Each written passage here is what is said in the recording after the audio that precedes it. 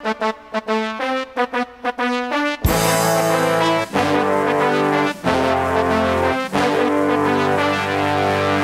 back to Deutscher Bear blog post, everybody. This is the last video on the Euro trip tour. This video, as all other videos, is brought to you by the word Alish, which is the newest German way of saying awesome. Okay, we're going to kick things right off the bat with me arriving in Austria. Anyway, we're going to kick things off right off the bat with me arriving in Austria. The way things worked was that I was coming in by train from Slovenia, and Nikita was coming in by plane from Ryanair. Nikita just so happened to meet Maya on that plane, who was just so happening to go back to Slovenia, a mutual friend of ours, and so it was a pretty cool coincidence. Anyway, we met up in Klagenfurt.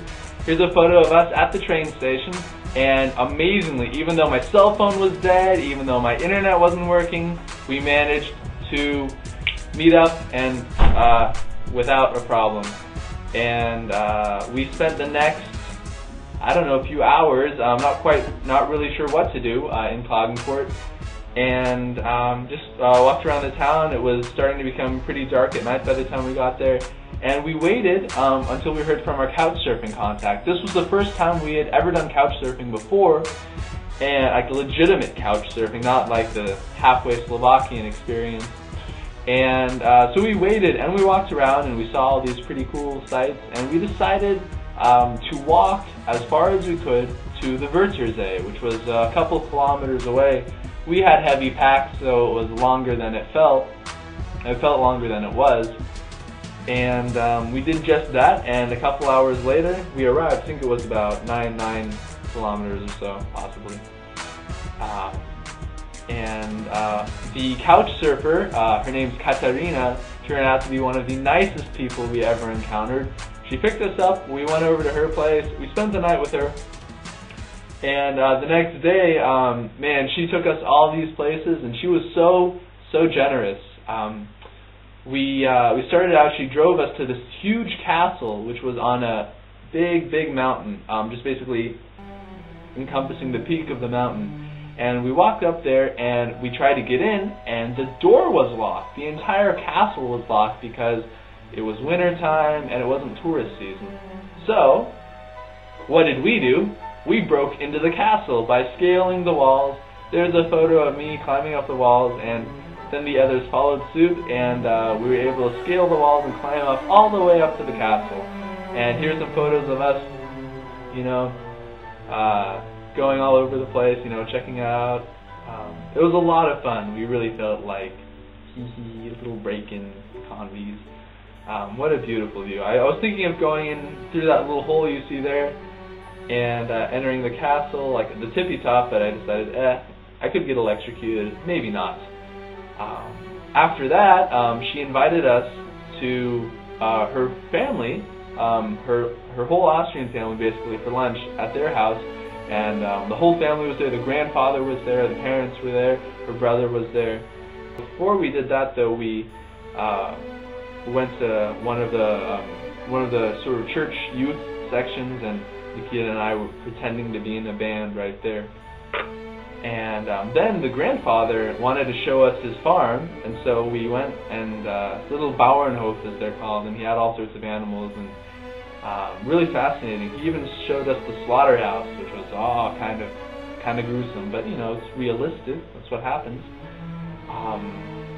Then Nikita and I went back to the Wörthersee. Katerina lent us her bike, and then she called up her aunt and gave us another bike, and so Nikita and I tried to bike around the Wörthersee, a task that we did not quite complete because it got really late, and the Wörthersee turned out to be a lot bigger than it looked on the map, as it always is. And but we had a great time biking around. We biked around for the rest of the afternoon, stopping and taking photos. It was so beautiful. And then once it started to get dark, we thought, oh man, we have to get back. And Katerina had also invited us to a party that evening, a carnival party where we were supposed to dress up, but we got back so late, we were so tired, and we had to get up early the next day that we just couldn't manage it. It would have been really cool though. Anyway, the next morning we woke up bright and early at about 5, 5-ish, met our Mitfahrgelegenheit, our transport, at 6, and they took us to Salzburg. And on the way, we went through, what might have been the beginning of the Alps, and arrived in Salzburg. And Salzburg was nice. It was a little foggy on that day, but nonetheless, it got nicer and nicer as we headed toward the city center. Here is one of the most famous gardens in Salzburg, and that was one of, I forgot, maybe Diderot or one of the most famous thinkers in that playground there. I thought that this structure was a Jewish memorial at first, because I'd seen photos, from a distance. It looked like it's actually in Berlin, but I thought there might be one here in Salzburg as well. A slowly sinking statue it's just square and looks exactly like that, and it's dedicated to the Holocaust. But it turned out to just be a factory, so we kind of made a detour. And we were walking all over the place in Salzburg. Here's a series of photos from that. And we also spotted the famous Mozartkugeln stores, which we were really excited about, and I got some little presents for some friends back home.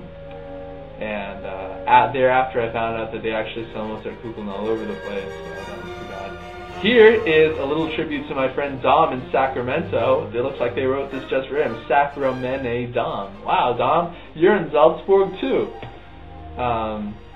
Then we arrived here to the town center, and there was an exhibition going on. And as you see, the boys had to try to furl and unfurl the flag as many times as they could before their arms gave out.